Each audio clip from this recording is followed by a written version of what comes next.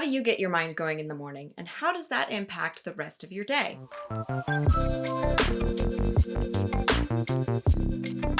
Welcome to Allie on Life, where I believe that every life is a beautiful story, and I want to help you tell yours. Well, I don't know about you, but I am a morning person.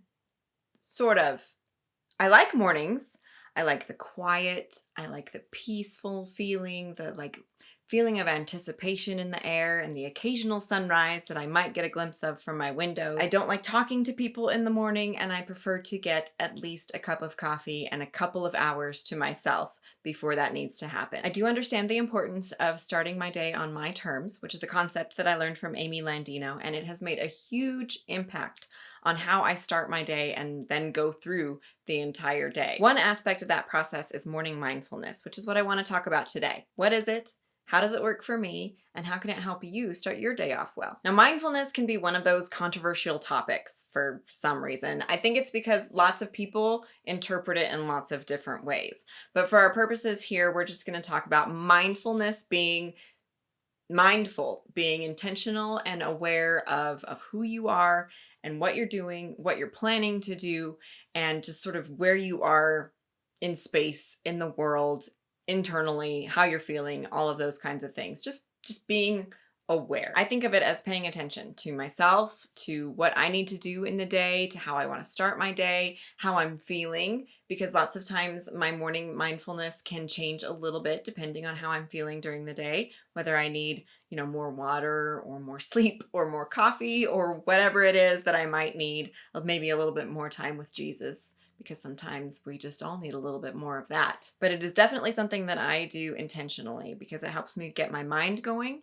It helps me get my heart going. It helps me stay involved and present in the moment for the rest of the day instead of constantly wondering, what is it that I have to do today? I mean, I have moments like that because I'm not very organized, as we've talked about many times before. And so I do have those times, but at least if I start out in the morning with sort of a general awareness of what needs to happen in the course of the day, if it's really going well, that is great. And I really strive for that. Now, in order to encourage myself to be more mindful in my approach to the day, there are several things that I always do, and I do them in a certain order. They're not all the things that I do. I mean, I start out by, drinking water and I weigh myself and things like that. But the morning mindfulness part of my routine is that I start out by reading email. Sometimes I read the news on my phone. And some people would say that's not a great way to start the day as far as like with emails and news and stuff like that, because you're getting yourself into what's going on in the world and what kind of crises are there and what problems do I need to solve.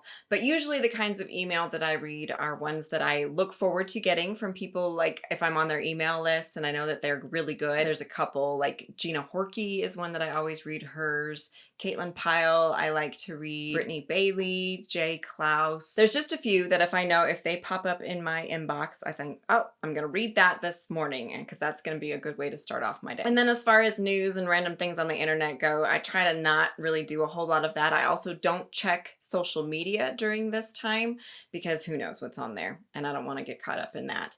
But every once in a while, if there's a headline that catches my eye, I'll take a look at an article and read something like that. But it's mainly that I want to get my mind going for the morning, and reading something that someone else has written is usually a good way to do that.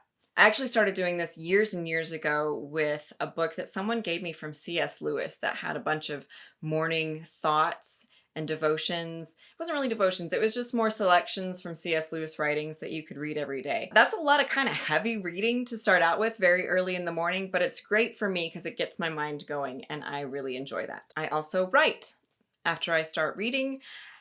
Before I start writing, actually, I'll do a little mind game, a little game on my iPad that's just a matching game. But it's another thing that helps get my mind going because, matching gems and training dragons is a lot of fun. And the way I like to start my morning. I try really hard though to not get caught up too much in that because I could just play that for hours. So instead, I set little reminders on my phone to remind me it's time to write now. So let's do that. So I put down the iPad, pick up my phone, check the verse of the day, and write my little devotional thought for the verse of the day. And then if I have time after that, depending on what kind of morning it is, I will spend some time writing my novel, which those are my favorite times to write that novel. I love writing creatively in the quiet and in the dark. I usually don't turn on the lights, and I have my little backlit keyboard on my laptop, and I just write and listen to music and enjoy my morning. I also spend time intentionally in prayer and reading scripture because that is very important to me. And again, it's a good way for me to get centered and grounded for the day. So I have a daily scripture reading. In fact, I just started a brand new reading plan that I made up myself. It's a 2-year Bible reading plan because I find that 2 years is a really good amount of time to get all the way through the Bible. You don't have to read a lot every day in order to do that.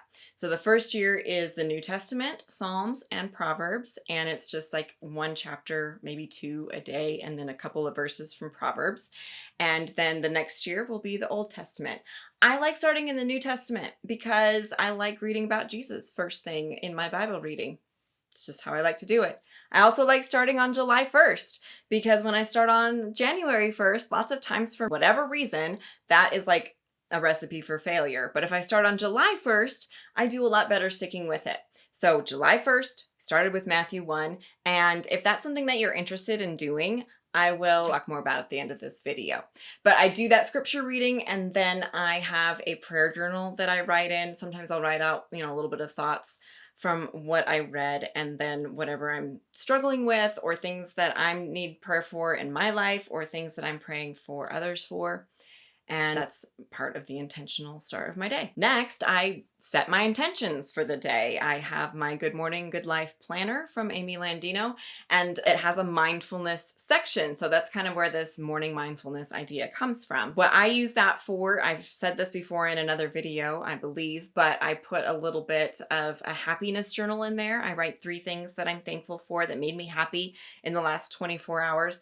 I write a little recap of what was good or bad about the day before, and then I have my 3 priorities for the day. And my 3 priorities are based on something that I've already written down in my power planning that I do on Fridays. I pick my priorities for the week, and so every day I take a look at those and think, what do I need to work on in order to get these priorities for the week done? What do I need to do today? And those can be things either in my business life, my personal life, or my writing. I also write down what time I woke up and what time I went to bed, and it's because it's there in the journal, but it gives me a good look at how my sleep is going, because sleep is really important for starting your day well. I just find that being intentional with how I start the day really helps me as I go through the rest of the day. And maybe I will check back on those 3 priorities to remember what they were, and maybe I won't. Maybe I won't look at them again until the recap the next day, and then I might have to rewrite them again the next day. But I usually do pretty well at least getting one of them done, and it's a really good day when I get all 3. Now, I want to hear from you about your mornings, whether you're a morning person or not, and how do you start your day? So let me know in the comments. Now, if you're interested in Amy Landino's Good Morning, Good Life Planner, I will link to that in the description. And I will also post a link where you can sign up for my 2-year Bible reading plan if you're interested in joining that. You can just do it on your own. We got a little group that we're kind of chatting through some of those readings on Facebook Messenger. So that's a thing. You can also just email me, and I will send you the first week so that you can get caught up on that, because I already started July 1st. You can really start it anytime you want though, and there's no being like ahead or behind or caught up or whatever. As long as if you want to read the Bible, that is a way that you can do it. That is all for today. Thank you so much for watching. Now get out there and tell your story, because someone needs to hear it.